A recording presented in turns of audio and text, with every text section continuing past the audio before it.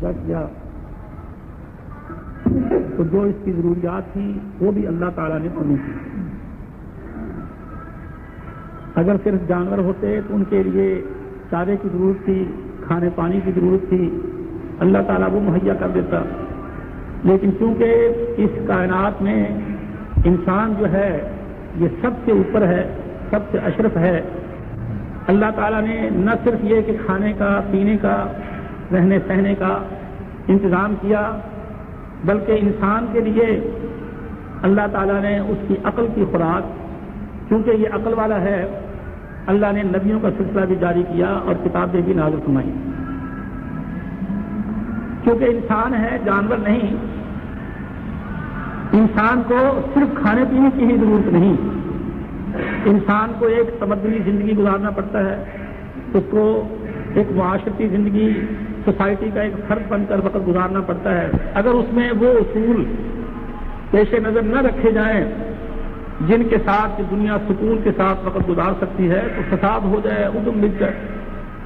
تو اس لیے اللہ تعالیٰ نے اس دنیا کی زندگی کو بھی کامیاب بنانے کے لیے اور انسان کے انجام یعنی آخرت کو بہتر بنانے کے لیے اللہ تعالیٰ نے انبیاء کا سلسلہ جاری کیا اور انبیاء کی ہدایت کے لیے اللہ تعالیٰ نے کتابیں نازل فرمائیں. بڑی سادہ سی لاجیکل بات ہے کہ انسانوں کی ہدایت کے لیے انسان کی ضرورت تھی.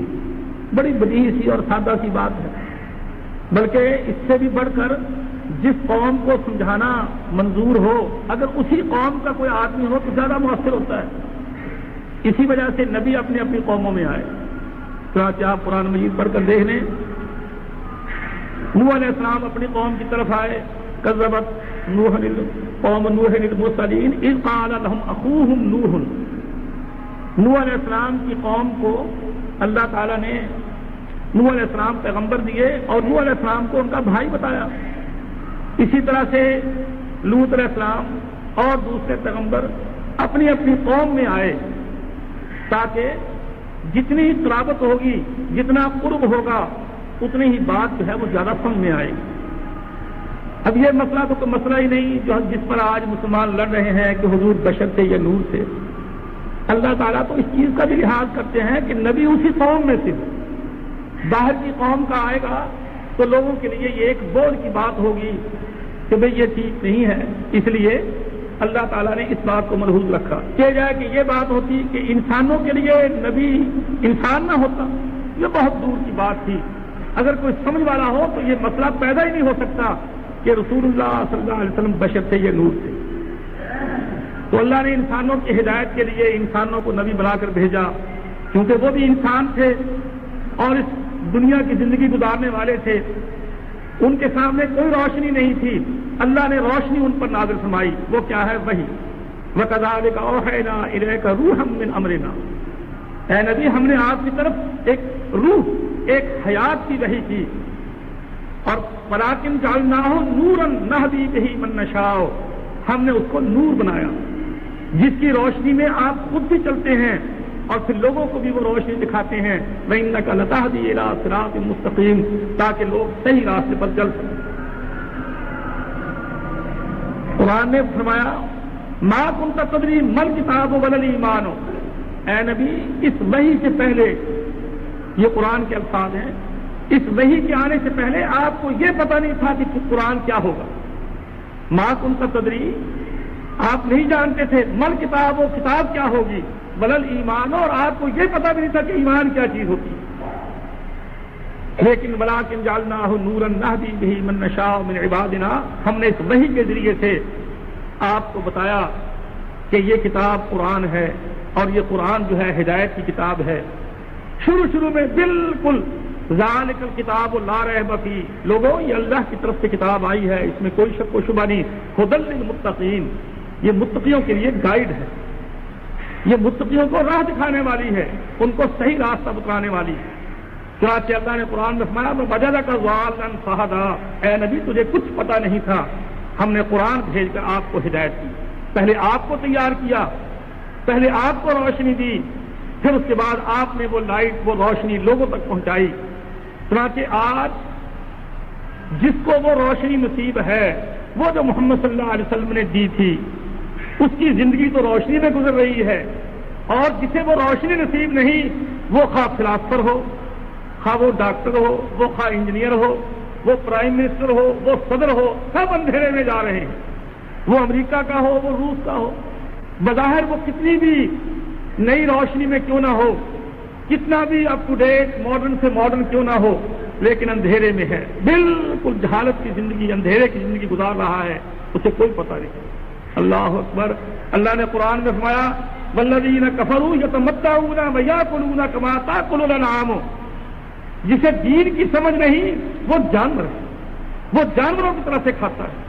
اب دیکھو نا جانور کا کھانا کیسے ہے، جانور ایسے منہ سے کھاتا ہے، ہم لوگ ہاتھ سے اٹھا کر منہ میں ڈالتے ہیں، منہ کو نیچے نہیں لاتے، ہاتھ سے اٹھا کر لقمہ منہ میں ڈالتے ہیں، اور جانور جو منہ سب سے نازک چیز ہے اس کو نیچے، سانپ کاٹے تو سب سے پہلے منہ پر کاٹے، کوئی کانٹا لگے تو سب سے پہلے منہ پر لگے، لیکن انسان کو اللہ تعالیٰ نے اشرف المخلوقات بنایا ہے، اعلیٰ بنایا ہے کہ وہ چیز کو ہاتھ سے دیکھے، اس کو ہاتھ سے اٹھائے، اور جو ایک اعلیٰ ٹاپ کا حصہ ہے منہ، وہاں لے جا کر لقمہ ڈالے، اس میں کرے۔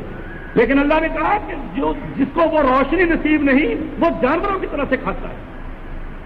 حالانکہ انسان کے کھانے میں اور جانور کے کھانے میں بڑا فرق ہے، تو کس طرح سے اللہ نے تشبیہ دی کہ جیسے جانور کو اپنے کھانے کے انجام کا پتہ نہیں کہ میں کھا تو رہا ہوں، اس کا نتیجہ کیا نکلے گا، فرمایا جس کو دین کی روشنی نہیں اسے بھی پتہ نہیں کہ کل کو میرا حشر کیا ہو۔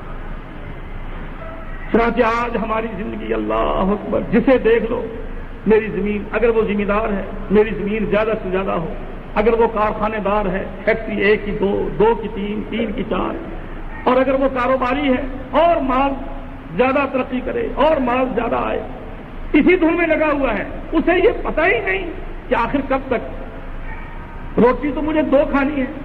ہم وہاں ساہیوال گئے، وہاں ایک دوست ہیں، ان کا بڑا کاروبار ہے، پیٹرول پمپ ان کے ہیں، اسلحے کی ان کی دکانیں ہیں، بڑا ان کا کاروبار ہے۔ تو میں نے جمعہ پڑھایا، وہاں انہوں نے دعوت کی، کھانے پہ وہ بھی ساتھ بیٹھا، کھانا کھانے لگے، تھوڑا سا کھانا چند لقمے کھا کر ہٹ گیا۔ میں نے کہا کیا بات ہے، آپ نے کچھ بھی نہیں کھایا؟ کہ جی بس میری خوراک اتنی ہے۔ میں نے کہا کہ اتنی خوراک ہے تو اتنی کمائی کرنے کی کیا ضرورت ہے، اتنا کاروبار؟ اب بھی آپ سوچ رہے ہیں کہ کہاں مل لگائیں، کہاں فیکٹری کھولیں، کہاں کاروبار کو بڑھائیں، کہاں اور کریں۔ میں نے کہا جب روٹی آپ نے ایک بھی نہیں کھائی، آدھی روٹی کھائی ہے آپ نے، تو اس طرح کے لیے آپ اتنا چکر کرتے ہیں تو آخر اس کا فائدہ کیا ہے؟ تو وَيَأْكُلُونَ كَمَا تَأْكُلُ الْأَنْعَامُ، جانور کھاتا ہے، اسے یہ کوئی پتہ نہیں، وہ ہری ہری گھاس دیکھے گا، چری دیکھے، باجری دیکھے، برسیم دیکھے، وہ اس میں گھس جائے گا، اسے یہ پتہ ہی نہیں کہ جس کا یہ ہے وہ آگے ڈنڈے مارے گا۔ اس کو اسی وقت پتہ لگتا ہے جو تار ڈنڈا برستا ہے اور مالک زمین کا آ کے اس کو مار مار کر نکالتا ہے، وہ اپنے ہری چیز کو دیکھتا ہے، کھانے کے لیے تیار ہو جاتا ہے۔ اب جسے یہ پتہ نہیں کہ میں حرام کھا رہا ہوں یا حلال کھا رہا ہوں، یہ انما یاکلون فی بطونہم نارا، قرآن کہتا ہے اگر تو نے حرام کھایا تو آگ ڈال رہا ہے تو۔ جو جسم، جو گوشت، جو خون، رسول اللہ صلی اللہ علیہ وسلم نے فرمایا غذی بالحرام، جس کی غذا حرام ہو وہ زیادہ لائق ہے آگ کے کہ خدا اس کو دوزخ میں ڈال کر جلائے۔ اب یہ جانوروں والی زندگی، اگر یہ ہدایت نہ ہوتی تو انسان میں اور جانور میں بالکل کوئی فرق نہ ہوتا۔ دیکھ لو مکے کے جو سردار تھے، بڑے بڑے لیڈر تھے، اللہ نے ان کے بارے میں کہا ہے اولئک کالانعام بل ھم اضل۔ ہمارے بھائی قرآن پڑھتے ہیں، اس کا ترجمہ دیکھتے ہیں کہ اللہ نے کہا یہ لوگ جانوروں جیسے ہیں، بلکہ جانوروں سے بھی گئے گزرے ہیں۔ تو ہمارے عام اردو دان طبقے کے ذہن میں یہ بات آتی ہے کہ یہ ان پڑھ ہے، اور ان پڑھ جاہل جو ہے جی وہ جانور ہی ہوتے ہیں، حالانکہ یہ مطلب بالکل نہیں قرآن کا۔ قرآن نے جانور کن کو بتایا؟ لیڈروں کو، جو مکے کے چودھری تھے، جو مکے کے اپنے آپ کو قائد کہتے تھے، ان کو خدا نے جانوروں سے بھی گئے گزرے بتایا۔ ان پڑھ جانور نہیں ہوتا، ان پڑھ انسان ہے۔ صحابہ سارے ان پڑھ تھے، لیکن دیکھ لو اللہ نے کیسا ان کو زبردست مفکر بنایا، کیسی ان کو سمجھ دی۔ جہالت جو ہے، ان پڑھ ہونا، یہ جانور ہونا نہیں، جانور ہونا یہ ہے کہ اپنے انجام کو نہ سوچیں۔ چنانچہ آج کی دنیا کو دیکھ لیں، اللہ اکبر، بازاروں میں چلے جائیں، کچہریوں میں چلے جائیں، کسی جگہ اڈے پر چلے جائیں، دنیا جیسے بچے کھیل رہے ہوتے ہیں، دوڑ بھاگ یہ وہ، اللہ یاد ہی نہیں، تصور ہی نہیں کہ یہ دنیا یہ بازار یوں ہی نہیں لگا رہے گا، ایک دن یہ ختم ہو جائے گا اور اللہ کے سامنے جیسے عدالت میں ملزم کھڑا ہوتا ہے اللہ کے سامنے جا کر کھڑا ہونا ہوگا. خدا سوال کرے گا کہاں سے کمایا اور کہاں خرچ کیا، کہاں سے کمایا، کس طرح سے کمایا، کہاں سے کمایا، کیسے خرچ کیا، حساب. پھر اس وقت کیا انسان جواب دے گا؟ اس لیے اللہ تعالیٰ نے دنیا میں ہی کتابوں کے ذریعے اور نبیوں کے ذریعے ہمیں وہ راہ عمل بتا دیا، وہ راہ عمل بتا دی، لاہ عمل بتا دیا کہ دیکھو اگر زندگی کامیاب بنانا چاہتے ہو، جانوروں کے زمرے سے نکلنا چاہتے ہو تو قرآن کی روشنی میں زندگی گزارو. کھاتے وقت دیکھو حلال کا لقمہ تمہارے منہ میں جائے، حرام کا لقمہ تمہارے منہ میں نہ جائے. تم سے ظلم نہ ہو، تمہارے ہاتھ سے تمہاری زبان سے تم سے کسی کو ناجائز تکلیف نہ پہنچے ورنہ وہاں چل کر بھوتو. تو یہ ان بنیادی اصولوں میں سے ایک بہت بڑا اور اہم اصول ہے جو میں نے آیت آپ کے سامنے پڑھی ہے. یا ایھا الذین آمنوا اتقوا اللہ، اے ماننے والو اللہ کو، اے ماننے والو اس کے رسول کو، اپنے آپ کو مسلمان کہنے والو، یا ایھا الذین آمنوا، اے ایمان والو، اتقوا اللہ، اللہ سے ڈرو، وکونوا مع الصادقین، سچے کا ساتھ دو، جو سچے ہیں ان کا ساتھ دو. اب یہ ایک ایسا اصول ہے کہ سوسائٹی اسی لائن پر دوڑتی ہے. اگر یہ اصول ٹوٹ جائے کہ سچے کا ساتھ دینا کوئی ضروری نہیں، اپنی پارٹی کا ساتھ دو، اپنے بھائی کا ساتھ دو، اپنی برادری کا ساتھ دو، اپنے دوست کا ساتھ دو، سچا ہو یا جھوٹا ہو، تو کیا ہوگا؟ سارے معاشرے میں فساد ہو جائے گا، سکون ختم ہو جائے گا، امن اڑ جائے گا، وہ سوسائٹی کبھی بھی کامیاب نہیں ہوگی. اسی لیے امام ابن تیمیہ کہتے ہیں اگر کسی ملک میں کفر ہو لیکن وہاں ظلم نہیں ہوتا، وہاں کا بادشاہ ظلم نہیں ہونے دیتا، انصاف کرتا ہے، تو وہ ملک بچ سکتا ہے، وہ ملک آباد رہ سکتا ہے. اور اگر کسی ملک میں اسلام ہو، مسلمان ہو، نعرے مارنے والے، کلمے پڑھنے والے ہوں لیکن ظالم ہوں، کسی کی عزت محفوظ نہیں، کسی کا مال محفوظ نہیں، وہ ملک گیا ہی گیا، آج گیا یا کل گیا، وہ گیا ہی. جس ملک سے عدل اٹھ جائے، سچ کی تائید اٹھ جائے، وہ ملک کبھی بھی امن میں نہیں ہو سکتا. اب ہمارے ملک میں بڑی بدامنی ہے، کوئی پولیس کو مورد الزام ٹھہراتا ہے کہ جی پولیس خراب ہے، کوئی معاشرہ بگڑا ہوا ہے، کوئی کسی کو کچھ کہتا ہے، کوئی کچھ کہتا ہے، کوئی کچھ کہتا ہے. لیکن حقیقت کیا ہے؟ حقیقت وہی کہ اس مسلمان کو سچ اور جھوٹ کی پہچان نہیں، اس کو سچے اور جھوٹے کی کوئی پہچان نہیں ہے، سچے کی قدر نہیں اور جھوٹے کے بارے میں دل میں نفرت نہیں. ہمارا حال تو یہ ہے، اللہ میرا رحم کرے، ہم نے مولویوں کو بھی دیکھا ہے، دوسروں کو بھی دیکھا ہے. اگر مولوی کا لڑکا کسی کی بیوی، کسی کی عورت نکال لایا، کسی کا حق مار کر لے آیا، پیسہ لے آیا، مولوی اس کی زبان سے کروائے گا، مولوی اس کا دفاع کرے گا، اس کے لیے مارا مارا پھرے گا کہ میرا بیٹا جو ہے وہ رہائی مل جائے. اس نے جو بھی جرم کیا یہ چھوٹ جائے، اسے کوئی کچھ نہ کہنے والا. میرا بھائی کو ظلم کرے میں اس کا ساتھ دوں گا، عدالتوں میں اس کے ساتھ جاؤں گا، ضمانتیں اس کی کرواؤں گا، سب کچھ کروں گا. کیوں؟ اس لیے کہ مجھے اسلام کا یہ بنیادی اصول کہ یا ایھا الذین آمنوا اتقوا اللہ، اے مسلمانوں اللہ سے ڈرو، وکونوا مع الصادقین، سچے کا ساتھ دو. میرے بھائیوں، یہ سچ صرف عدالتوں میں ہی ضروری نہیں کہ مجسٹریٹ طرفین کے بیان سن لے، جج جو ہے دونوں طرف کے بیان سن لے، پھر اس کے بعد جو اسے سچ نظر آئے وہ فیصلہ نہیں. یہ صرف عدالت میں ہی ضروری نہیں، زندگی کے ہر شعبے میں اس کی ضرورت ہے. اور میرے بھائیوں، اگر یہ اصول سادہ سا اصول ہو تو پھر آپ یہ دیکھیے گا ہمارے وکیل اب اگر فیس لے لی ہے، پیسے لے لیے ہیں اور اسے صراحتاً پتہ ہے کہ میرا موکل جو ہے وہ جھوٹا ہے، یہ کیس بالکل فرضی ہے، لیکن وہ دیکھو جی وہی تو پیسے حلال کرتے ہیں، میں نے جو فیس لے لی ہے، پیسے طے کیے ہیں، میں تو وہ لوں گا، حلال کروں گا. اب وہ حلال کیا کرے گا؟ خود حرام ہو جائے گا. یعنی اسے یہ اندازہ نہیں کہ میں جھوٹے کا ساتھ دوں گا، اس سے میری ساری کمائی جو ہے وہ برباد ہو جائے گی، میرے ایمان پر ضرب آئے گی، میرا ایمان جو ہے وہ خراب ہو جائے گا. اب دیکھ لو مولوی، اب میں مثلا آپ کا مولوی ہوں، اب میں دیکھوں گا کہ یہ اس جماعت کی مسجد ہے، یہ جلسہ ان لوگوں کا ہے، آ کر آپ کو خوش کرنے کی کوشش کروں گا کہ یہ میری جیب بھریں گے، مجھے کرایہ خوب دیں گے، مجھے اچھی طرح سے یہ نوازیں گے، خوب وہ ہوگا. باہر میں جائے سچ کیا ہے جھوٹ کیا ہے. اب یہ دیکھ لو جلسے ہوتے ہیں، شیعہ کے بھی ہوتے ہیں، بریلویوں کے بھی ہوتے ہیں، دیوبندیوں کے بھی ہوتے ہیں، سب کے جلسے. اور مولوی راستہ نہ جانے، مولوی کو صحیح اور غلط کا پتہ نہ ہو، مولوی حق اور باطل کو نہ جانے، جانتے ہیں لیکن صرف اپنی طرفداری، پیٹ پوجا، اپنی پارٹی کا، اپنی جماعت کا، اپنے مسلک کا خیال کرتے ہوئے ان کا ساتھ دے رہے ہیں. میرے بھائیوں، اگر یہ بات طے ہو جائے، ایک سبق ہمارے ملک کے لوگ اگر ایک سبق کو یاد کر لیں کہ سچے کا ساتھ دو، آج ہی سارے کے سارے مسلمان ہیں. آج ہی سب کی حالت جو ہے بہتر ہو جائے، تمام فساد ختم ہو جائیں، بدامنیاں ختم ہو جائیں، سارا کچھ بالکل ختم ہو جائے. کہتے ہیں کہ 2 آدمیوں کا مقدمہ عدالت میں چلا گیا، بڑا پیسہ خرچ کیا، بڑا پیسہ خرچ کیا. اب ظاہر ہے کہ ایک جھوٹا تھا اور ایک سچا تھا. کیس لڑ رہا ہے، سپریم کورٹ تک کیس لے گئی.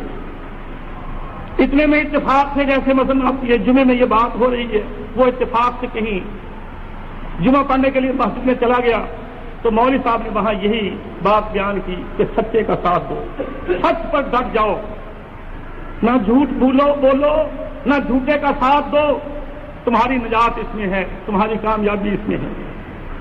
اب وہ مقدمہ جیتا چلا جا رہا تھا، مخالف فریق سپریم کورٹ تک مقدمہ لے گیا. ادھر اس نے یہ مسئلہ سن لیا کہ سچے کا ساتھ دو. اب وہاں سے فیصلہ ہو رہا تھا، اور اکثر عام طور پر یہی ہوتا ہے کہ جو ہائی کورٹ نے کر دیا اوپر کورٹ وہی کر دیتی ہے، سپریم کورٹ وہی کر دیتی ہے. اس میں ایمان آ گیا، اس نے جا کر پہلا بیان یہ دیا کہ میں جھوٹا ہوں، میرا کیس خارج کر. کہ جب میں نے سن لیا اور میں مسلمان، لیکن یاد رکھیے گا میرے بھائیوں، مسلمانوں کے گھر پیدا ہونے سے آدمی مسلمان نہیں ہوتا. ہم جتنے بھی مسلمان ہیں کیسے مسلمان ہیں؟ خاندانی مسلمان ہیں. ہم خاندانی مسلمان ہیں کہ میں مسلمان اس لیے کہ میرا باپ مسلمان ہے. ورنہ اسلام کسے کہتے ہیں؟ اسلام خاندانی اسلام کوئی چیز نہیں ہے. اسلام یہ ہے کہ آپ کو اللہ اور اس کے رسول کی بات مل گئی، آپ اس پر لگ گئے، تب تو مسلمان. ورنہ بے شک آپ سید ہوں، آپ پٹھان ہوں، آپ کچھ بھی کیوں نہ ہوں، اگر اللہ اور اس کے رسول کی بات آپ پر ایسے گرتی ہے جیسے پتھر پر بارش گرتی ہے، گری اور بہ گئی، پتھر کو کوئی فائدہ نہیں، تو آپ کا حال بھی بالکل وہی ہے، آپ پر اسلام کا کوئی اثر نہیں. اللہ اکبر. اسلام. ہمارے فیروز پور کے ایک دوست بزرگ سے حج کے لیے جانے لگے. مولوی بیچارہ جلاحا، کمی کمی لوگ بہت حقیر اور ذلیل جانتے ہیں، لیکن وہ بیچارہ ایسا کہ کبھی کسی سے پیسہ نہیں لینا، کبھی کچھ نہیں، لیکن بات کھڑی، کسی ذمہ دار کے سر پہ لگے، اس کے گھٹنے پہ لگے، کہیں لگے، بات کھڑی. اب وہ چودھری آدمی حاجی فتح دین، بڑا چودھری آدمی. مولوی نے کہا بھائی فتح دین، تو حج پہ جا تو رہا ہے، لیکن اتنی زمین تو نے رہن رکھی ہوئی ہے، اتنے سال سے کھا رہا ہے، یہ کمائی کو حلال تو نہیں، کیا فائدہ حج؟ پہلے لوگوں میں کچھ نہ کچھ خدا خوفی بھی ہوتی. اس نے سوچا کہ میں حج پہ جاؤں، اگر پیسے ہی ٹھیک نہیں، میرا حساب ہی کام ہی خراب ہے، اور میرے حج کا کوئی فائدہ ہی نہیں، تو میں پیسہ کیوں ضائع کروں؟ سنبھل گیا. اچھا جی مولوی صاحب بتاؤ میں کیا کروں، میری کمائی، میرا پیسہ پاک حلال کیسے ہو سکتا ہے؟ انہوں نے کہا دیکھ اللہ کے بندے، تو نے اتنے سال سے زمین جو ہے وہ رہن رکھی ہوئی ہے، تو فصل کھا رہا ہے، اب وہ بیچارہ پیسے دے گا تو زمین چھوڑے گا، اتنا جو تو کھاتا رہا ہے فصل وغیرہ اور کھائے گا، یہ سب سود اور حرام ہے. رقم اتنی کی اتنی، اور جو تو فصل کھا رہا ہے وہ سب سود ہے، یہ حرام ہے. تو حساب کر. کتنے سال سے زمین تیرے پاس ہے، کتنی پیداوار تو نے کھا لی ہے اور کتنی رقم تیری اس کی طرف باقی، حساب کر لے۔ اس کی زمین اگر رقم پوری ہو گئی زمین مفت چھوڑ دے، اگر کسر باقی ہے اس سے حساب کر، بھائی اتنی رقم تیری کٹ گئی، میں نے پیداوار کھا لی ہے، اتنی رقم تیری باقی ہے وہ مجھے ادا کر دینا، یا اتنی دیر تک میں زمین رکھوں گا، جب وہ رقم پوری ہو جائے گی میں تیری زمین واپس کر دوں گا۔ اس نے وہ جنہوں نے رہن رکھی تھی زمین، پہلے جا کر اس سے بات کی طے کی، تو نتیجہ نکلا کہ وہ پیداوار کھا چکا تھا، پوری ہو چکی تھی، تھوڑا بہت تو فرق ہوگا، اس نے زمین اس کو واپس کر دی۔ مولوی کہنے لگا جا اب حج کے لیے جا، تو پاک ہو کر جا رہا۔ حج پاک کا ہوتا ہے، پلیگ کا حج کیا؟ اب اگر آپ نماز پڑھنے آئے ہیں تو پاک ہو کر آئے ہیں، اور اگر پلیگ آ جائے تو نماز کیا ہو؟ ٹھیک ہے، آپ ظاہری پاکی کا خیال کریں، استنجا کریں، غسل کریں، وضو کریں، ظاہری پاکی آپ کر رہے ہیں، نماز آپ کی باطنی پاکی جو ہے وہ کر رہی ہے، نماز آپ کے دل کو پاک کر دے گی، آپ ظاہری پلیدی کو دور کریں۔ اور اگر آدمی پیشاب کیے ہوئے، پخانہ کیے ہوئے گندگی میں لت پت اسی طرح سے پلید کا پلید آ جائے کہ جی نماز پاک کرنے والی چیز ہے، تو خدا کہتا ہے نہ تیرے جیسے تو نماز کبھی پاک نہیں کرتی۔ نماز پاک اسے کرتی ہے جو پاک ہونا چاہتا ہے، جس پلیدی کو تو دور کر سکتا تھا وہ پلیدی تو دور کر دے، اور جب تو نماز میں آ کر کھڑا ہوگا تیری باطنی پلیدی کو میں دور کر دوں گا۔ حج بھی یہی چیز ہے، حدیث میں آتا ہے جب آدمی حج کر کے آ جاتا ہے کہ یومن ولدت امہ، اس کی حالت ایسے ہوتی ہے جیسے آج ماں کے پیٹ سے پیدا ہوا ہے، کوئی گناہ اس کے ذمہ نہیں ہوتا۔ لیکن یہ کب؟ جبکہ پیسہ ٹھیک ہو، پیسہ حلال کا ہو، غصب نہ ہو، لوگوں پر ظلم نہ ہو۔ تو میرے بھائیوں، سوچنا انسان کا خاصہ ہے، اگر ہم سوچ کے سمجھ سے کام نہیں لیں گے تو پھر ہم میں اور جانوروں میں کوئی فرق نہیں ہے، ہم کبھی بھی کامیاب نہیں ہو سکتے۔ اگر انسان سوچے تو اللہ تعالیٰ راستہ کھول دیتا ہے، والذین جاہدوا فینا لنہدینہم سبلنا، جو کوشش کرتا ہے میں اس کے لیے راستے کھول دیتا ہوں، اور جو نیت ایمان کی وہ ہماری عجیب بس چلتا رہے گا کام، اللہ تعالیٰ اس کے لیے اور اندھیرا کر دیتے ہیں، اس کو راہ راست کبھی ملتی ہی نہیں ہے، وہ صحیح کبھی چلتا ہی نہیں۔ تو میرے بھائیوں، آج کا جمعہ یہی ایک سبق ہے، آپ اسے یاد کر لیں۔ آپ پنچایت کرتے ہیں، آپ گاؤں میں رہتے ہیں، آپ شہر میں رہتے ہیں، اپنی برادری کے فرد ہیں، آپ کے پاس جھگڑے آتے ہیں، آپ کے پاس پنچایتیں بن کر آتی ہیں، اللہ نے آپ کو کچھ طاقت دی ہے، اللہ نے آپ کا کچھ اثر و رسوخ رکھا ہے، لوگ آپ کی بات مانتے ہیں، تو پھر آپ کو چاہیے کہ کھری بات، سچی بات، اور اگر آپ کھری اور سچی بات کہنے لگ جائیں گے اللہ آپ پر اتنا خوش ہوگا کہ اللہ آپ کو دین بھی کھرا دے دے۔ جب آدمی گندا رہتا ہے، دنیا میں سچ کو نہیں تلاش کرتا، اللہ اس کو دین بھی کھرا نہیں دے۔ اور آج کل عام حالت بھی یہی دیکھ لو، یقین جانے آج کل لوگوں کی دینی حالت کیا ہے، کچھ نہیں، 99% لوگ جو ہیں دین سے کوئی، بے شک نمازیں پڑھیں، بے شک روزے رکھیں، بے شک حج کر لیں، لیکن دین کا کوئی پتہ نہیں، دین کی سمجھ ہی نہیں۔ میرے بھائیوں، دین کسے کہتے ہیں؟ بنیادی چیز ہے، دین کہتے ہیں اللہ کے رسول کے طریقے پر چلنا، بس۔ حضرت صدیق کے طریقے پر چلنا دین نہیں، حضرت عمر کے طریقے پر چلنا دین نہیں، حضرت امام ابو حنیفہ کے طریقے پر چلنا دین نہیں، امام شافعی کے طریقے پر چلنا دین نہیں۔ دین کیا ہے؟ اللہ نے کہا قل ان کنتم تحبون اللہ فاتبعونی، اے نبی آپ لوگوں سے کہہ دیں کہ لوگوں اگر تمہیں اللہ سے محبت ہے میرے پیچھے آؤ، یحببکم اللہ، اللہ تم سے پھر محبت کرے گا۔ اگر تم نے میری اتباع نہ کی تم سے اللہ کبھی بھی محبت نہیں کرے گا۔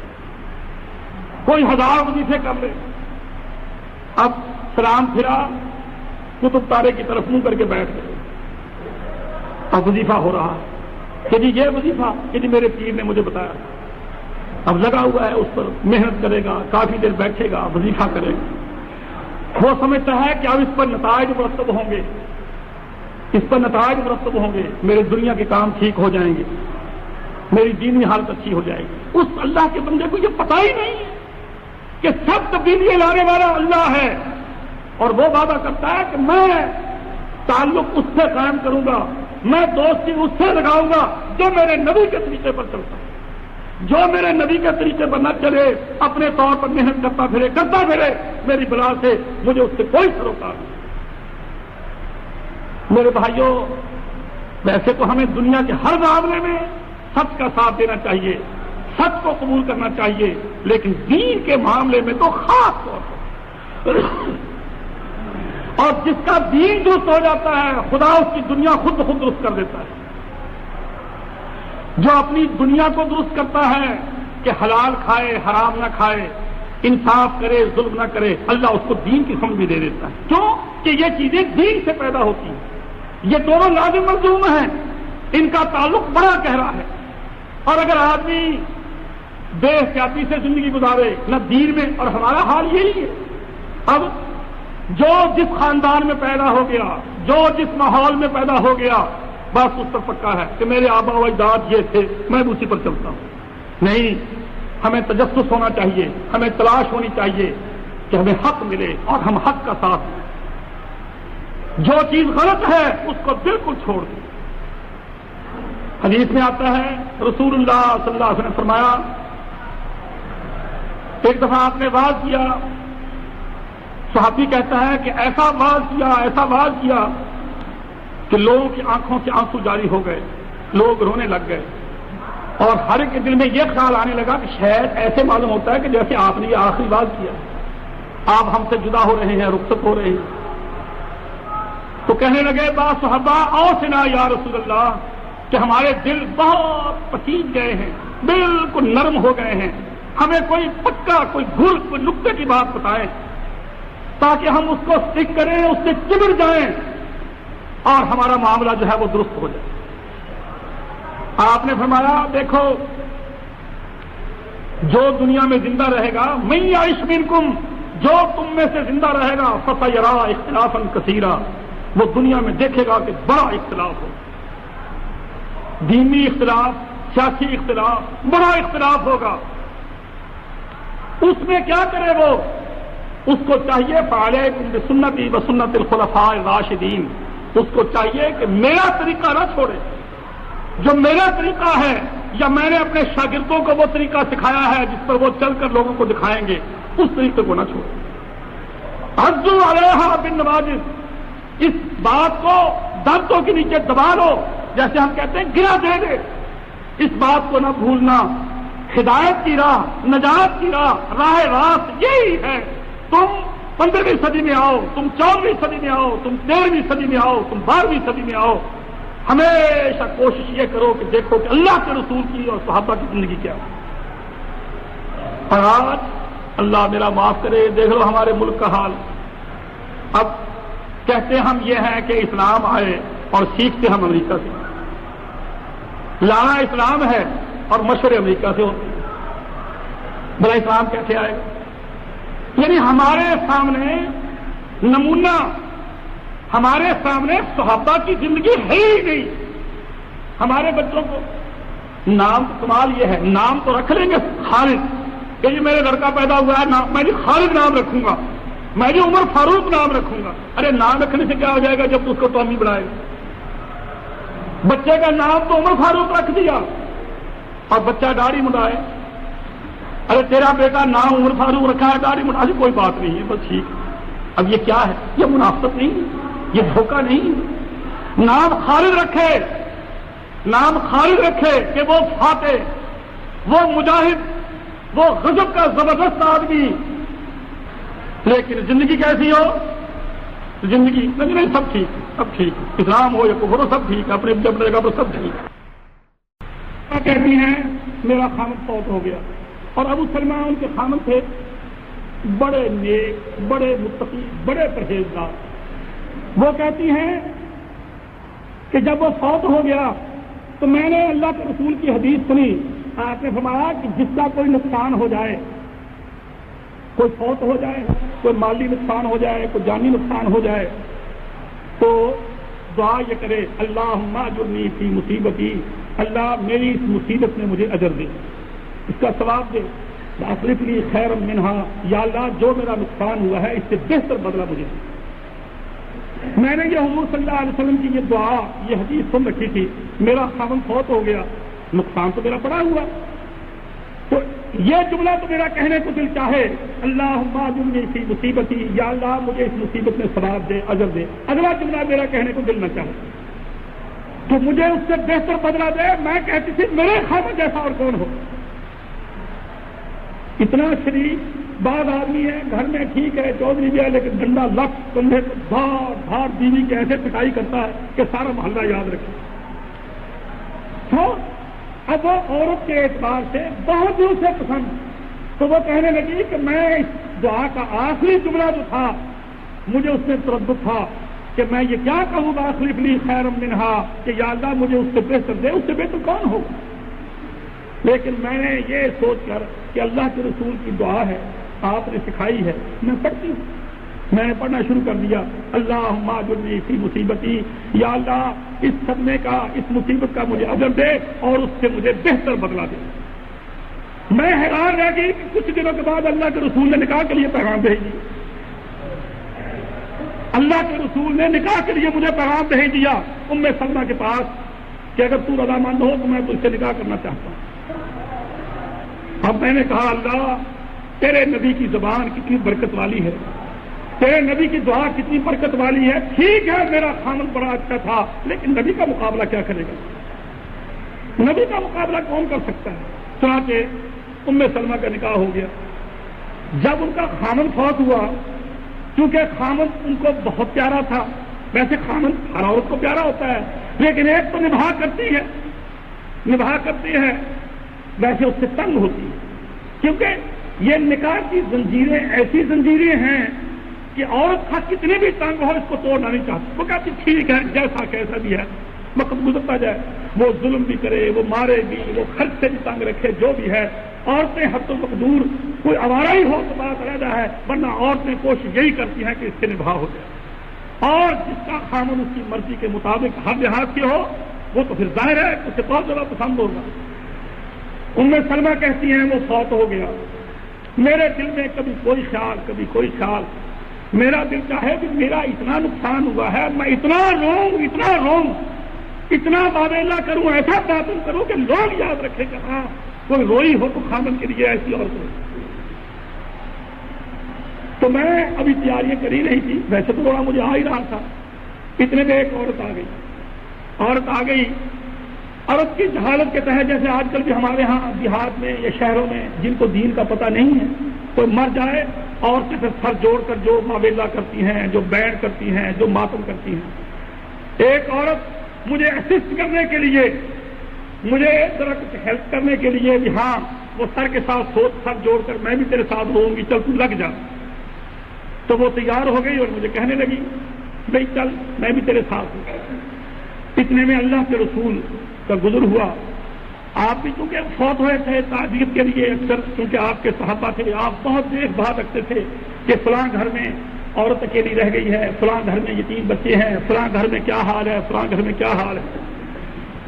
جب آپ نے اس عورت کو دیکھا کہ وہ میری مساعدت کے لیے تیار ہے، میرے ساتھ بینڈ کرنے کو تیار ہے، تو دیکھیے آپ نے کیا لفظ کہا، اس عورت کو ڈانٹا اور کہنے لگے کہ جس گھر سے اللہ نے 2 دفعہ شیطان کو نکالا ہے، تو اس گھر میں دوبارہ شیطان کو داخل کرنا چاہتی۔ ام سلمہ وہ عورت ہے جو اپنے خامن کے ساتھ حبشے کو ہجرت کر کے گئی۔ جب مکے والوں نے تنگ کیا، یہ خامن اور بیوی ہجرت کر گئے حبشے کی طرف، اور پھر حبشے سے مدینے کی طرف ہجرت کر کے آئے۔ تو چونکہ ہجرت بہت بڑا عمل ہے، بہت بڑی نیکی ہے، اور جب کوئی بڑی نیکی ہوتی ہے تو شیطان بھاگ جاتا ہے۔ اللہ کے رسول نے فرمایا جس گھر سے اللہ نے 2 دفعہ شیطان کو ذلیل کر کے نکالا ہے، تو بیٹھ کر کے دوبارہ اس گھر میں شیطان کو داخل کرتا ہے۔ اب آپ نیکی اور بدی کے فلسفے کو سمجھیں کہ جب کوئی نیکی ہوتی ہے شیطان اپنا بیگ اٹھا کر چلتا ہے کہ یہ میرے ہاتھ سے نکل، اور جب کوئی برائی ہوتی ہے تو شیطان ڈیرا لگا لیتا ہے کہ ہاں یہ میرا ساتھی ہے، وہیں ڈیرا لگاتا ہے، اور ہم نہ نیکی کی رغبت نہ برائی سے نفرت، ہمیں پتہ ہی نہیں۔ یاد رکھو میرے بھائیوں، جس گھر میں کوئی برائی ہونے لگ جائے سمجھ لو کہ شیطان کا بسیرا اس گھر میں ہو گیا، شیطان کا اڈا اس گھر میں لگ گیا۔ اور جس گھر میں چینج آ جائے، جس میں نیکی ہونے لگ جائے، جس میں باپ کھڑا ہو جائے اور بیوی سے کہے نماز پڑھی کہ نہیں، بیٹی سے پوچھے نماز پڑھی کہ نہیں، بیٹے سے پوچھے تو کہاں سے آیا ہے، تو آوارہ لڑکوں کے ساتھ تو نہیں پھرتا، تیری دینی حالت ٹھیک نہیں ہے، میں تیری حالت کو۔ جس گھر میں یہ باتیں ہوتی رہیں شیطان کہتا ہے یہاں میرا دور نہیں لگے۔ حضور نے فرمایا کہ جس گھر سے اللہ نے شیطان کو 2 دفعہ نکالا ہے تو ماتم کر کے دوبارہ اس گھر میں شیطان کو داخل کرنا چاہتی ہے۔ اور آپ دیکھ رہے ہیں ہمارے گھروں میں ماتم ہو تو کوئی پرواہ نہیں، نعت ہو تو کوئی پرواہ نہیں، آئی شادی بیاہ کا موقع ہے نعت ہو رہا، بنگڑا ہو رہا ہے، لڑکیاں بھی لگی ہوئی ہیں، آدمی بھی لگے ہوئے ہیں، خدا یاد نہیں۔ اور اگر ماتم ہو جائے تو پھر کوئی نہیں، رو رو رو رو، کیا کوئی ڈھول پیٹے گا جب ماتم ہوتا ہے اور رونا ہوتا ہے۔ یاد رکھیے گا جو مومن ہوتا ہے وہ خوشی ہو تو خدا کو شریک رکھتا ہے، غم ہو تو خدا کو شریک رکھتا ہے۔ مومن سمجھتا ہے کہ اللہ کے بغیر میرا ٹھیک نہیں کام، ہر وقت وہ اللہ کو ساتھ رکھتا ہے۔ اب بیاہ شادی کا موقع ہو تو وہ کہتا ہے یا اللہ یہ خوشی تو نے نصیب فرمائی، اللہ تو میرا ساتھ دے، میں صرف وہ کام کروں گا جس کی تو اجازت دے گا۔ ہماری بیاہ شادیوں میں چودھری کون ہوتا ہے؟ عورتیں، یہ رسم کرنی ہے، یہ رسم کرنی ہے، یہ رسم کرنی ہے، سیرا باندھنا ہے، نوٹوں کا ہار گلے میں ڈالنا ہے۔ میرے بھائیوں آپ سوچیں، اللہ اکبر، میرے بھائیوں مسلمان جب مسلمان کب مسلمان ہوتا ہے؟ مسلمان اس وقت مسلمان ہوتا ہے جب اس کے ذہن میں یہ بات بس جائے کہ ہر کام میں نمونہ محمد صلی اللہ علیہ وسلم۔ اور اگر وہ یہ دیکھے کہ ہماری برادری کا رواج یہ ہے، ہماری قوم کا رواج یہ ہے، ہمارے علاقے کا رواج یہ ہے، ہمارے ہاں یہ ہوتا ہے، ہمارے ہاں یہ ہوتا ہے، وہ سمجھ لے کہ میرا رنگ اسلامی رنگ نہیں، میں ابھی تک جاٹ کا جاٹ ہی ہوں، میں ابھی تک گجر کا گجر ہی ہوں۔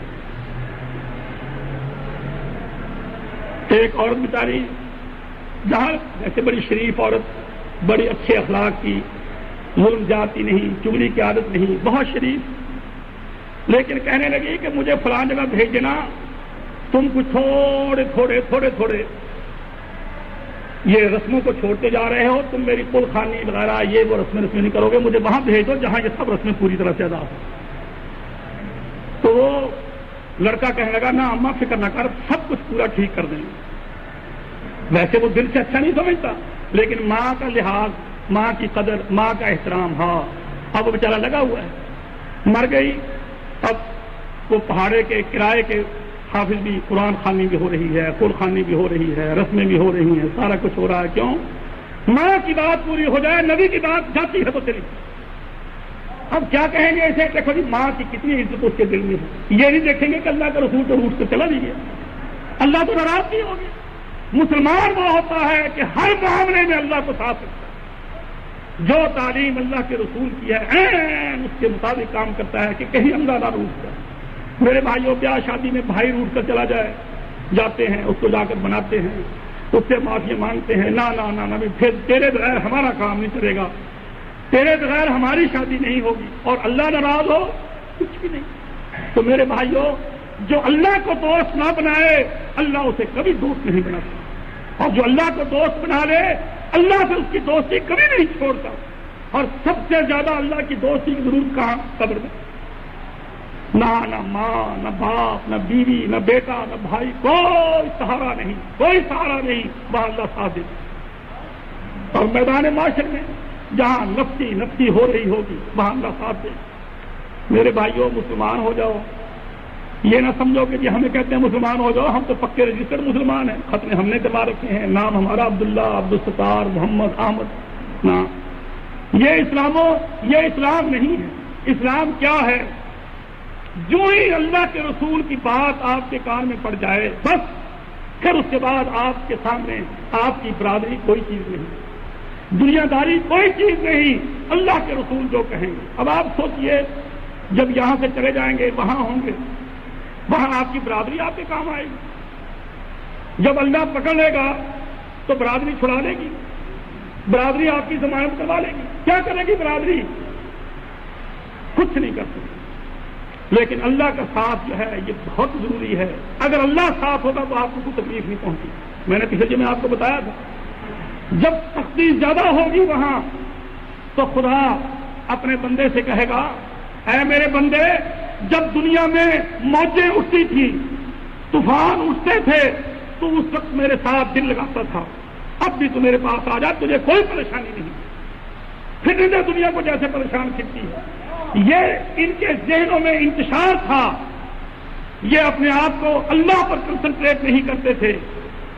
ان کو پھرنے دے، پریشان ہونے دے، تو میرے پاس آ جا۔ چنانچہ خدا اسے اپنے عرش کے سائے میں جگہ دے گا جہاں شدت کی گرمی ہوگی اور وہاں عرش کے نیچے بالکل آرام ہوگا۔ میرے بھائیوں، ہم اگر جمعہ پڑھ کر اپنے اندر کوئی چینج نہ پیدا کریں، یہ جمعہ میں نے کئی دفعہ یہ بات واضح کی ہے، یہ ساتویں دن جو جمعہ آتا ہے، ظہر کی نماز کو بدل کر یہ جمعہ آتا ہے، 4 رکعتوں کی 2 رکعتیں اڑا کر اللہ نے یہ خطبہ رکھا ہے، یہ تقریر رکھی ہے۔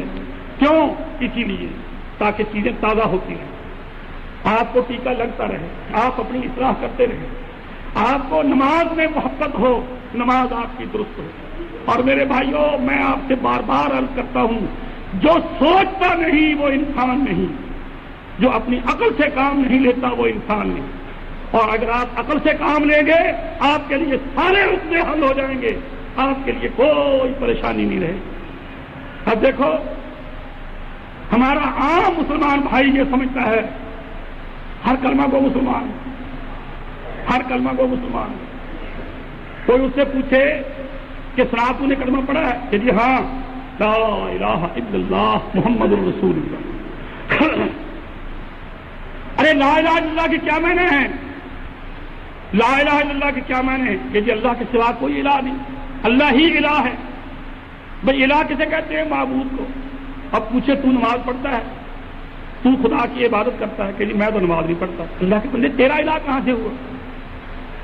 جو نماز نہ پڑھے لا الہ الا اللہ 1000 دفعہ پڑھے اسے کوئی فائدہ ہی نہیں، کیونکہ لا الہ الا اللہ میں یہ ہے، لا الہ الا اللہ میں یہ ہے کہ اللہ الہ ہے، اس کے سوا کوئی الہ نہیں، وہ معبود ہے، اس کے سوا کوئی معبود نہیں، اور یہ عبادت کرتا نہیں، تیرا تو معبود ہی نہیں ہو۔ جب وہ تیرا معبود نہیں، تیرا لا الہ الا اللہ گیا، ختم ہو گیا۔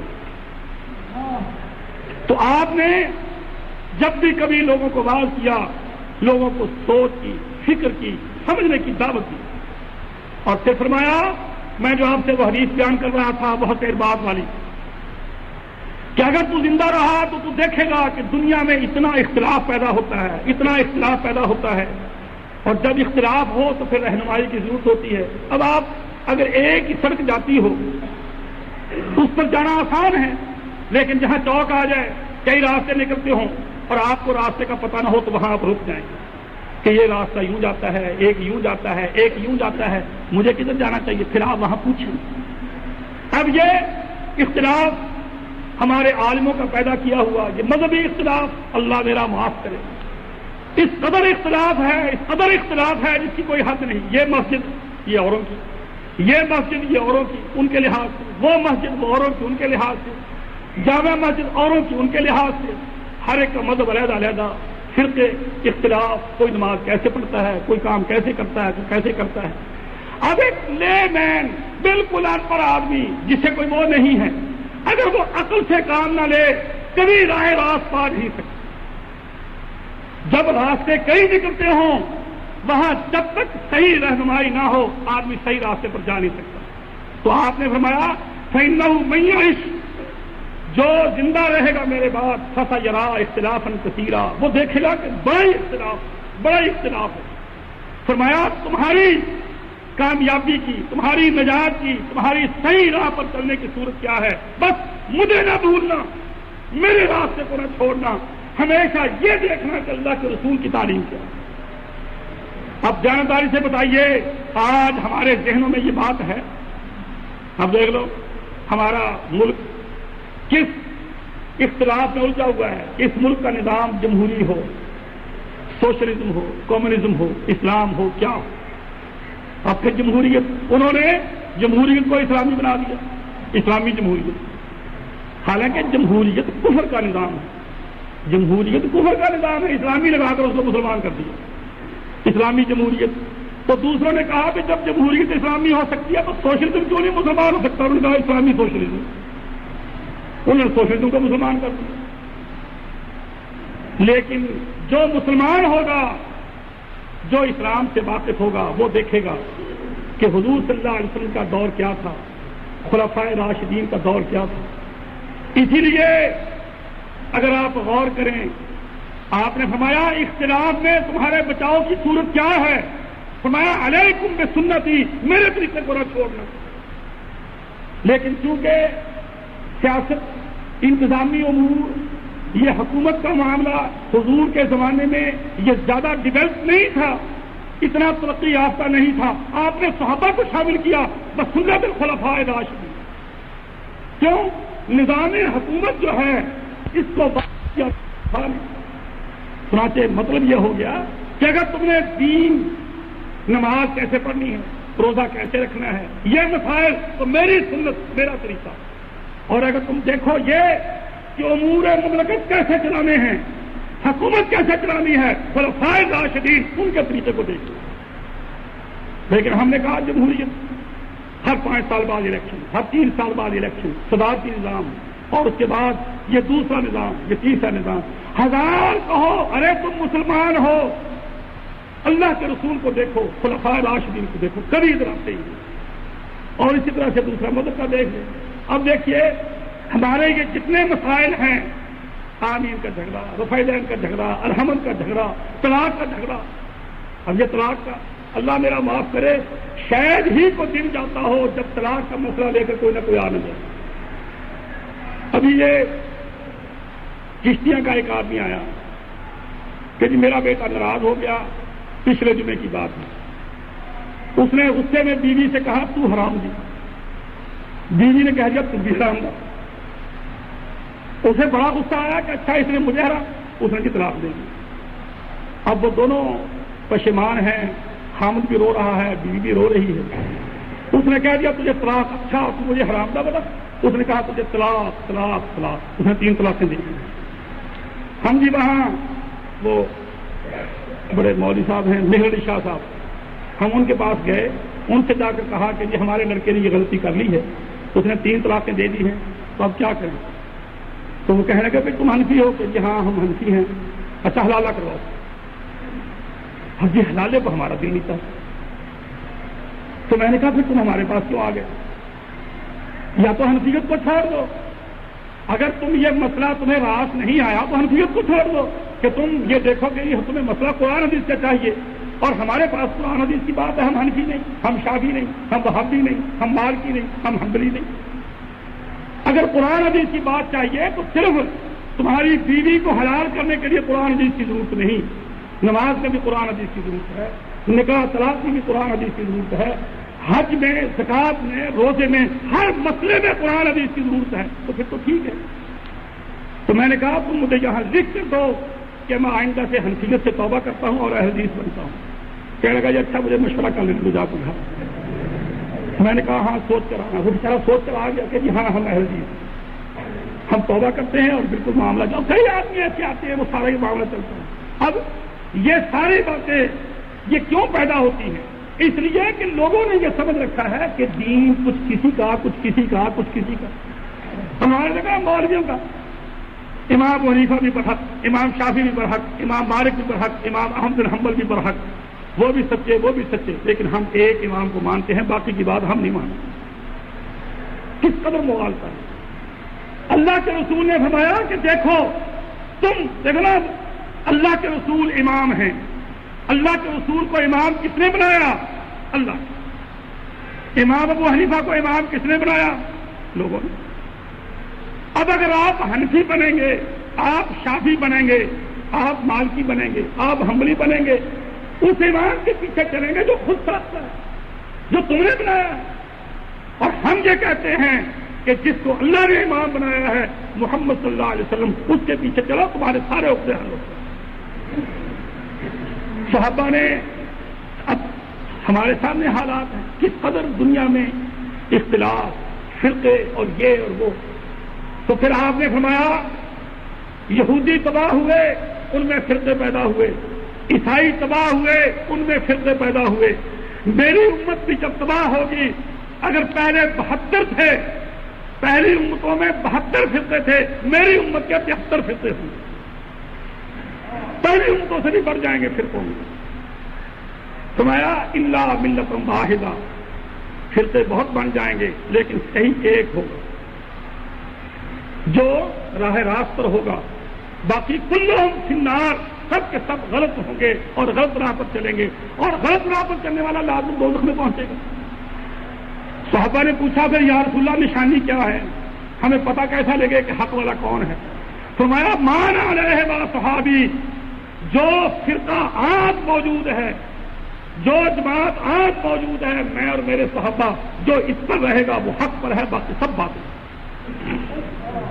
میرے بھائیوں، آپ میں بہت سے پڑھے لکھے لوگ بھی ہیں، دیکھیے اگر آپ سوچ اور سمجھ سے، عقل سے کام لیں گے، میں آپ کو بتاتا ہوں کسی فرقے کے کھڑے ہونے کی 3 بڑی چیزیں ہیں، 3 خاص وصف ہیں، 3 بڑی علامتیں ہیں۔ جو ان 3 چیزوں سے عاری ہو وہ سچا فرقہ نہیں، وہ جھوٹا ہے، وہ غلط ہے، وہ بناوٹی ہے۔ سب سے پہلی بات تو یہ کہ وہ جماعت، وہ فرقہ حضور کے زمانے میں جو بعد میں بنا ہے، آپ کی زندگی کے بعد بنا ہے، وہ کبھی بھی سچا نہیں ہو سکتا، ہاں اس میں عالموں کی لائن کیوں نہ لگی ہوئی۔ یہ وہ پکا اصول ہے کہ جس میں بار برابر بھی شبہ نہیں ہوگا، کیونکہ جو بعد میں ہوگا، جو بعد میں بنے گا، اس کی کیا گارنٹی ہے کہ وہ سچا ہے یا جھوٹا ہے؟ اور جو بھی کچھ بعد میں ہوا ہے حضور کے بعد، وہ زوال ہے، وہ کمال نہیں ہے، وہ گمراہی کی صورت ہے۔ اب ہمارے سامنے جو ہے زیادہ تر سلسلہ چلتا ہے حنفیوں کا ہے، حنفیوں میں 2 قسمیں، دیوبندی اور بریلویوں کا ہے۔ اب اگر آپ میں کوئی دوست حنفی ہو، اور اکثر ہیں، آپ سوچئے کیا حضور کے زمانے میں کوئی حنفی تھا؟ جبکہ امام ابو حنیفہ جن کے نام پر یہ جماعت ہے، جن کے نام پر یہ فرقہ ہے، 80 ہجری میں پیدا ہوتے ہیں، حضور کے 70 سال بعد جا کے وہ پیدا ہوتے ہیں، اور حنفی جو بنتے ہیں 400 سال کے بعد حنفی مذہب یہ مدون ہوتا ہے۔ لہذا حنفی فرقہ کبھی بھی حق نہیں ہو سکتا، کبھی بھی حق نہیں ہو سکتا۔ کیوں؟ حضور کے زمانے میں یہ فرقہ بالکل نہیں، یہ پہلی نشانی۔ اچھا کون سا فرقہ تھا؟ ایک جو نہ حنفی تھا، نہ شافعی تھا، نہ مالکی تھا، نہ حنبلی تھا، نہ وہابی تھا، کچھ نہیں تھا۔ کیا کرتے تھے؟ قرآن اور حدیث، اللہ کے رسول کی سنت پر عمل کرنے والے تھے، حضور کی بات پہنچ گئی اس پر عمل کرنے کے۔ یہی جو ہم آپ کو دعوت دیتے ہیں۔ پہلی بات کیا ہے؟ پہلا معیار کیا ہے کہ فرقہ وہ حق ہو سکتا ہے جو حضور کے زمانے میں بھی۔ دوسری بات کیا ہے کہ وہ ہر زمانے میں چلا رہا ہو، یہ نہیں کہ اب ہے کل نہیں، آج ہے کل کو ختم ہو جائے، کیونکہ اگر کہیں بھی وہ ختم ہو جائے تو اس کے معنی یہ ہو گیا کہ ہدایت دنیا سے مفقود ہو گئی، نئے نبی کی ضرورت ہے۔ اس لیے حضور نے فرمایا لا تزال طائفۃ من امتی علی الحق، میری امت میں سے ایک گروہ حق والا ضرور موجود رہے گا، منصورینا، اللہ ان کی مدد کرے گا، ظاہرینا، دلال کے اعتبار سے وہ ہمیشہ غالب رہیں گے، اللہ ان کی مدد کرتا رہے گا، لا یضرهم من خالفهم، جو ان کی کوئی مخالفت کرے، من خذلهم، جو ان کا ساتھ چھوڑ دے، ان کا کچھ نہیں بگاڑے گا، وہ پھر بھی حق بات جو ہے وہ کہتے رہیں گے۔ چنانچہ دیکھ لیں ہر زمانے میں قرآن حدیث کے ماننے والے جو کسی امام کی تقریر کرنے والے نہیں تھے وہ موجود رہے، حتیٰ کہ آخری زمانہ کون سا ہوگا؟ جب امام مہدی بھی ہوں گے اور عیسیٰ علیہ السلام بھی آ جائیں گے۔ اب دیانتداری کی بات سوچیں، جب عیسیٰ علیہ السلام آئیں گے، وہ جیسا کہ بعض روایتوں میں آتا ہے 40 سال، حدیث میں آتا ہے آ کر نکاح کریں گے، فیتزوجوا، آ کر نکاح کریں گے، وَیُولَدُ لَهُ، ان کی اولاد ہوگی، زمین پر آباد رہیں گے، اس کے بعد فوت ہوں گے وَيُدْفَنُ مَعَيَ فِي قَبْرِي، فرمایا میرے ساتھ میرے حجرے میں دفن ہوں گے۔ حضرت عائشہ کے حجرے میں چار فرد ہوں گے، 3 تو دفن ہو چکے ہیں، ایک حضرت بکر صدیق، ایک اللہ کے رسول، ایک حضرت بکر صدیق، ایک حضرت عمر، اور ایک قبر کی گنجائش اب بھی باقی ہے۔ جب عیسیٰ علیہ السلام آئیں گے وہ فوت ہوں گے تو وہ وہاں دفن ہوں گے، یہ حدیث مشکاۃ شریف میں موجود ہے۔ اب سوچئے کہ عیسیٰ علیہ السلام حنفی ہوں گے، کسی امام کے مقلد ہوں گے؟ آخر یہ امام سارے امتی ہیں، وہ نبی ہے، وہ کسی امام کا مقلد ہوگا؟ وہ کیسے نماز پڑھیں گے؟ وہ کیسے زندگی گزاریں گے؟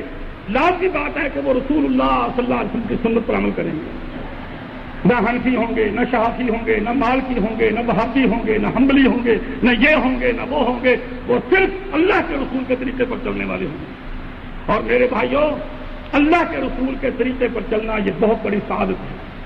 حدیث میں آتا ہے اللہ تعالیٰ نے موسیٰ علیہ السلام سے ذکر کیا، حضور صلی اللہ علیہ وسلم کا جب شرف بیان کیا تو موسیٰ علیہ السلام نے کہا یا اللہ مجھے اس آخری نبی محمد صلی اللہ علیہ وسلم کی امتی میں ہی پیدا کر دے، مجھے محمد صلی اللہ علیہ وسلم کا امتی بنا دے۔ لیکن چونکہ اللہ نے ان سے کام لینا تھا ان کو نبی بنایا۔ موسیٰ علیہ السلام کی بھی یہ خواہش ہے کہ وہ حضور کے امتی ہوتے، چنانچہ عیسیٰ علیہ السلام اللہ کے رسول کی پیروی کریں گے، وہ حنفی نہیں ہوں گے، وہ شافعی نہیں ہوں گے، مالکی کسی فرقے میں وہ نہیں ہوں گے۔ یہی طریقہ ہوگا جس کی میں آپ کو دعوت دے رہا ہوں، قرآن حدیث اللہ کے رسول کی پیروی۔ تو نتیجہ یہ نکلا کہ اگر آج حنفی زوروں پر ہیں، دیوبندی ہوں یا بریلوی ہوں، عیسیٰ علیہ السلام کے زمانے میں حنفی کا نام و نشان نہیں ہو۔ جب عیسیٰ علیہ السلام نہیں حنفی ہوں گے تو لوگ حنفی کہاں سے ہوں گے؟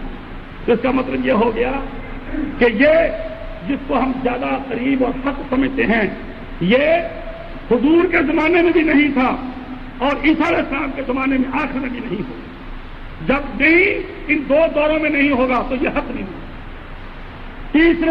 تیسرا معیار بڑا جو ہے جانچنے کا وہ یہ کہ اس فرقے میں اس کے مذہب میں بھٹی کی گنجائش نہ ہو، بدعتوں کی گنجائش نہ ہو، وہ ہر اس بات پر چلیں جو پہلے تھی، کوئی اپنی طرف سے نئی چیز ایجاد نہیں۔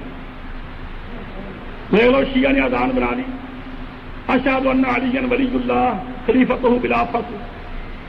اب ان سے کو پوچھے جانبداری کے ساتھ کہ خدا کو حاضر ناظر جان کر جانبداری کی بات کرو، حضور کے زمانے میں یہ اذان تھی؟ وہ کہیں گے صاف نہیں، حضور کے زمانے میں تو نہیں تھی۔ اس کا مطلب ہے تم بھرتی کرنے کے عادی ہو نا، بدعتیں تم کر سکتے ہو۔ اب یہ دیکھ لو، یہ ختم، یہ مولود، یہ میلاد، یہ صلاۃ سلام اذانوں سے پہلے، یہ دن رات جو ایک شور پڑتا ہے، یہ حضور صلی اللہ علیہ وسلم کے زمانے میں نام و نشان نہیں۔ تو میرے بھائیوں، جس مذہب میں بدعت کی گنجائش نہیں، ہر وہ بات جو اللہ اور اس کے رسول سے ثابت ہو، جس کی تعلیم اللہ اور اس کے رسول کی ہو، وہ حق ہے، اور جو بدعت کرنے کا عادی ہے وہ کبھی حق نہیں ہے۔ یہ 3 معیار ہیں کہ وہ حضور کے زمانے میں اس کا ساٹھ، اس کی ابتدا حضور کے زمانے سے ہو۔ دوسری بات، وہ ہر زمانے میں پایا جاتا ہو، یہ نہیں کہ کسی زمانے میں ہو اور کسی میں نہ ہو۔ تیسری بات یہ کہ بدعت ان کے نزدیک بالکل جائز ہے۔ اب یہ دیکھ لو، یہ تصوف کے سلسلے کون سا دیوبندی عالم ہے جو بیعت کسی کا خلیفہ نہ ہو، یہ بیعت نہ کرتا ہو کہ یہ آپ کس کے خلیفہ ہیں؟ کہ جی میں مولانا اشرف صاحب تھانوی کا۔ وہ کس کے خلیفہ تھے؟ وہ حاجی امداد اللہ مکی کے۔ اب اندر ہی اندر بیعت چلتی ہے، اندر ہی اندر بیعت چلتی ہے، اور یہ میرے بھائیوں صحیح بدعت ہے۔ بیعت ایک خلیفے کی ہوتی ہے جس کے ہاتھ میں تلوار ہے، جو حدود کو نافذ کرتا ہے۔ اب میں کسی سے بیعت کر لوں، مجھے کسی نے مارا پیٹا، میرا مال چھین لیا، میں جا کر اس سے کہتا ہوں کہ جی بیعت تو میں نے آپ سے کیا، مجھے کسی نے مارا، وہ کہے گا میں کیا کروں؟ حکومت کو کیا